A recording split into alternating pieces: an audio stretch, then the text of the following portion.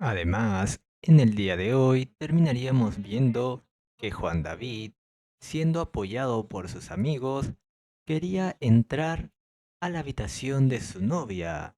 Sin embargo, terminaría entrando a la habitación equivocada y dándole beso a otra mujer, comenzando prácticamente la desconfianza de la novia de Juan David, a pesar de que ese mismo día habían empezado su supuesta historia de amor.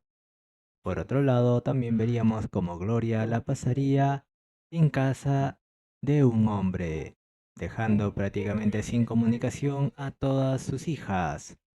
Y ya por último, también veríamos cómo la misma supuesta hermana celeste terminaría llevando a Moisés para darle clases en el campo.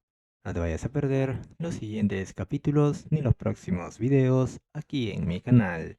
Hasta la próxima.